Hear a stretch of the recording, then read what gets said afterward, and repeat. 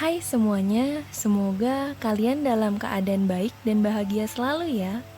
Perkenalkan, nama aku Mutia Anggraini.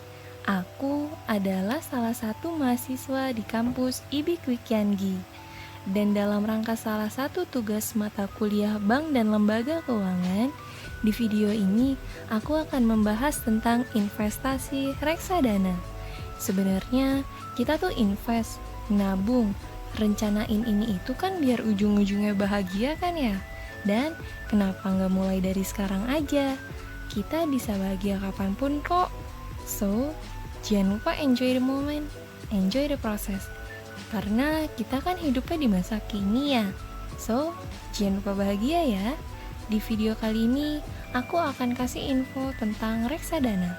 Aku akan mulai dari download, daftar, beli, jual, sampai bangun portofolio investasi kita di reksadana. Sebelumnya, aku akan cerita ini apa sih itu reksadana dan jenis-jenis reksadana dulu ya. Reksadana itu menurut aku keywordnya cuma 2. 1. Kumpulan. 2. Manajer investasi. Atau reksadana itu yang isinya bermacam-macam yang udah diatur sedemikian rupa oleh manajer investasi. Nah, selanjutnya aku akan cerita ini jenis-jenis reksadana. Jenis reksadana yang pertama, reksadana pasar uang. Kalau dengar pasar uang itu beda sama forex ya. Yang namanya pasar uang tuh produk-produk keuangan yang jatuh temponya atau dibayarnya tuh kurang dari 1 tahun. Biasanya sih reksadana pasar uang ini isinya kebanyakan ada deposito bank, obligasi, atau juga dikenal dengan surat utang yang dibayar atau jatuh temponya kurang dari 1 tahun. Biasanya sih orang bilang ini reksadana yang paling rendah resikonya ya. Dan menurut aku, semua orang mesti punya nih untuk dana daruratnya. Nah, jenis reksadana yang kedua, ada reksadana pendapatan tetap. Ini isinya ada produk-produk yang menghasilkan pendapatan tetap. Biasanya tuh obligasi atau deposito yang jangka waktunya lebih dari 1 tahun. Nah, itu bedanya sama pasar uang. Kalau pasar uang itu kurang dari 1 tahun. Kalau pendapatan tetap lebih dari 1 tahun. Biasanya orang bilang produk reksadana pendapatan tetap ini cocok banget buat yang mau investasi untuk jangka menengah. Tapi kalau menurut aku sih tergantung dengan tren suku bunga ya. Yang ketiga, ada yang namanya reksadana saham. Sesuai dengan namanya, isinya ada saham-saham atau perusahaan-perusahaan. Mungkin ini lebih cocok buat yang mau investasi untuk jangka panjang. Misalnya, kita sekarang mahasiswa, mau investasi untuk 10 atau 15 tahun lagi. Dan reksadana saham ini yang returnnya dan juga resikonya paling tinggi dibanding dengan yang lain. Dan yang keempat, ada reksadana campuran yang posisinya tuh di tengah-tengah antara reksadana pendapatan tetap dan reksadana saham. Return dan resikonya juga di tengah-tengah karena isinya ada obligasi, ada juga sahamnya. Proporsinya agak sebanding lah. Dan yang terakhir, yang mungkin orang jarang cerita tapi lumayan ngehit sih belakangan ini, ada yang namanya reksadana indeks. Nah, indeks itu sendiri kayak nilai nih dari semua produk keuangan yang ada di dalam satu kelompok itu loh. Jadi, misalnya kelompok saham di seluruh Indonesia itu namanya indeks harga saham gabungan atau biasa disebut IHSG. Atau ada juga namanya indeks 30 atau IDX 30. Isinya ada 30 saham yang paling sering diperdagangkan dan nilai perusahaannya juga besar. Biasanya sih indeks itu untuk saham ya, setahu aku. Tapi sebenarnya bisa juga kok untuk obligasi. Nah, apa bedanya tuh kalau gitu dengan reksadana saham? Nah, bedanya adalah kalau reksadana saham tuh orang bilang active investing. Jadi, tergantung manajer investasinya nih, dia milih apa aja. Tapi kalau reksadana indeks, dia tuh udah nggak bisa milih-milih lagi. dia udah ikutin aja sebuah indeks atau lebih dikenal dengan passive investing. Nah, reksadana indeks tuh ada buat kamu yang bingung. Aduh, reksadana saham dari manajer investasi yang mana ya yang bagus? Kalau kamu susah milihnya, ya udah beliin aja reksadana indeks. Nah, tadi secara singkat aku udah ceritain ya 5 jenis reksadana. Ada reksadana pasar uang, reksadana pendapatan tetap, reksadana saham, reksadana campuran, dan reksadana indeks. Dan untuk masing-masing diantaranya, dia tuh ada produk yang syariah dan juga konvensional atau non-syariah. Nah, kalau gitu, apa sih bedanya reksadana dan saham? Nah, kalau saham, yaitu satu perusahaan. Sedangkan kalau reksadana, tergantung nih reksadana jenisnya yang mana. Kalau reksadana saham, isinya ada banyak saham di dalamnya. Jadi nggak cuma satu. Nah, di video kali ini aku akan menjelaskan tentang cara mulai dari download, daftar, beli, jual, sampai bangun portofolio investasi kita di reksadana pasar uang. Langkah yang paling pertama untuk investasi reksadana tuh, mulai aja dulu dari buka rekening akun reksadana yang online aja, karena itu lebih mudah, lebih murah, dan lebih lengkap produknya. Sebenarnya bisa aja sih kalian beli di Bank BCA, Mandiri, atau bank yang lainnya, tapi agak kurang enak aja gitu prosesnya. Jadi pilihan aku platform online aja. Kalian bisa download misalnya kayak Bareksa. Selain reksadana, kita tuh juga bisa beli obligasi di sini. Selain itu bisa juga kayak Ajaib. Selain reksadana, kita juga bisa beli saham atau kayak Bibit. Tapi kalau di Bibit cuman bisa reksadana doang. Ada juga tanam duit. Di situ kita bisa beli reksadana, obligasi, asuransi, dan masih lumayan lengkap sih. Kalau kalian tanya aku pakai apa? Jujur, aku pakainya Bareksa. Karena aplikasi itu rekomendasi dari teman aku. Dan jujur, menurut aku semuanya mirip-mirip aja. Dan aku coba praktekin pakai Bareksa ya. Nah, jadi di HP kalian tinggal download aja nih Bareksa. Terus klik daftar baru di sini. Dan kalian cuman perlu KTP, nggak perlu NPWP. Jadi daftar aja dulu. Masukin data diri kalian. Mungkin prosesnya sekitar 1 hari lah setelah akun kalian aktif. Langsung aja beli reksadana pertama kalian. Untuk pemula yang belum pernah investasi reksadana, mulai beli dari reksadana pasar uang. Dan bukan yang lain, ini tuh produk yang anti rugi. Harganya naik terus karena isinya surat utang dan deposito yang kurang dari 1 tahun jatuh temponya.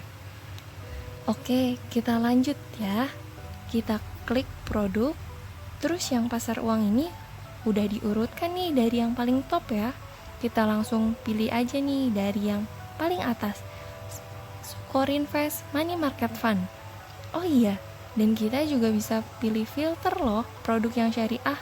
Gini caranya, kita ke tab yang semua produk, terus pilih filter, kita aktifkan yang syariahnya, dan klik pasar uang. Nah, kita balik lagi ya, kita beli yang Corinvest Money Market Fund. 100.000 aja dulu, anggap aja ini uang belajar. Daripada kita ikut kelas yang berbayar ini dan itu, mending langsung coba aja. Kita klik beli, klik yang 100.000 dan lanjutkan. Di sini kita bisa lihat nih biaya pembeliannya tuh gratis. Kalau kita misalnya beli lewat bank, itu ada biaya pembelian 1-2%. Nanti biaya jualnya ada lagi tuh 1-2%. Jadi di online ini emang lebih murah. Nah, terus kalau misalnya di Bareksa, kita bisa nih bayar pakai OVO. Kita klik bayar sekarang dan tinggal bayar aja di OVO-nya. And then kita udah beli reksadana pertama kita. Nah, tapi setelah kita beli dia tuh gak akan langsung masuk ke akun kita, karena reksadana ini kan kumpulan produk ya yang isinya saham, obligasi, dan macem-macem. Jadi harus setup harga saham, obligasi, dan lain-lain dulu. Baru bisa rekap yang reksadana ini. Kalau kamu belinya sebelum jam 12 siang, misalnya Senin jam 10 pagi nih, transaksi kamu bakal diproses hari itu juga, hari Senin itu juga. Terus besoknya sekitar Selasa sore, kamu udah bisa lihat nih reksadananya ada di portofolio kamu. Tapi kalau kamu belinya tuh Senin jam 8 malam gitu, transaksi kamu bakal diproses Selasa sorenya. Dan sekitar Rabu sore, kamu bisa lihat tuh reksadana ini ada di portofolio kamu. Jadi jangan khawatir ya kalau reksadana kamu belum masuk. Cobain aja dulu biar kamu lebih ngerti. Nah, setelah reksadananya udah masuk, barulah kita bisa jual. Kalau belum masuk, ya kita nggak bisa jual. Nah, ini aku coba jual reksadana pasar uang yang aku udah punya ya. Coba jual 100.000 aja. Aku klik jual, terus di sini ada notif nih. Semua transaksi yang dilakukan sebelum jam 1 siang bakal diproses dan pakai harga hari itu juga. Cut off time-nya tuh sebenarnya emang jam 1 siang, tapi sejak Covid ini dimajuin nih ke jam 12 siang. Terus dia bilang lama pencairannya 2-7 hari. Nanti kita cek ya. Dan ada biaya transfer kalau bank kita beda dengan bank penampung. Klik saya mengerti, jual 100.000 aja. Terus kita pilih rekeningnya dan pilih jual. Nah, kalau aku cek rekening BC aku sekarang nih, setelah aku jual pasti belum masuk. Nah, ini tuh sama kayak kita beli tadi. Kalau misalnya kita jual hari Senin sebelum jam 12 siang, transaksi kita bakal diproses hari itu juga. Dan harusnya uang kita masuk ke rekening kita mungkin sekitar, kalau jual Senin ya, masuknya Selasa sore atau paling telat Rabu siang deh. Tapi kalau misalnya kita jual Senin jam 3 sore, misalnya transaksi kita bakal diproses Selasa sore dan uangnya bakal masuk ke rekening bank kita yang mungkin sekitar Rabu atau Kamis siang lah. Ini untuk reksadana pasar uang ya. Kalau untuk reksadana pendapatan tetap dan saham biasanya jauh lebih lama. Mungkin sekitar 3-5 hari lah prosesnya. Oke, tadi kan kita udah coba dari daftar, beli, sampai jual kan. Semoga udah lumayan jelas dan detail ya. Kalau masih bingung, langsung cobain aja. Karena guru yang paling baik ya pengalaman kita sendiri. Nah, mungkin ada yang nanya nih, setelah beli reksadana pertama, abis itu ngapain sih? Pertama, PR kita tuh adalah berhubungan dengan reksadana, yaitu mengoptimalkan setengah dana darurat kita ke reksadana pasar uang. Misal, pengeluaran per bulan saya 5 juta, dan kita belum punya tanggungan nih. Berarti, dana daruratnya 5 juta kali 6 bulan, sama dengan 30 juta. Setengahnya berarti 15 juta kita taruh di reksadana pasar uang. Kalau kamu ada 15 jutanya sekarang, langsung masukin aja sekaligus di reksadana pasar uang. Tapi kalau belum ada, ya udah kita nabung aja setiap bulan. Intinya untuk produk uangannya harganya naik terus seperti reksadana pasar uang, ini mending kita beli aja sekaligus. Atau bisa kita sebut dengan lamsam. Karena harga paling murah ya harga sekarang, karena dia kan naik terus tuh. Kalau nanti belinya kita pasti akan dapat harga yang lebih tinggi.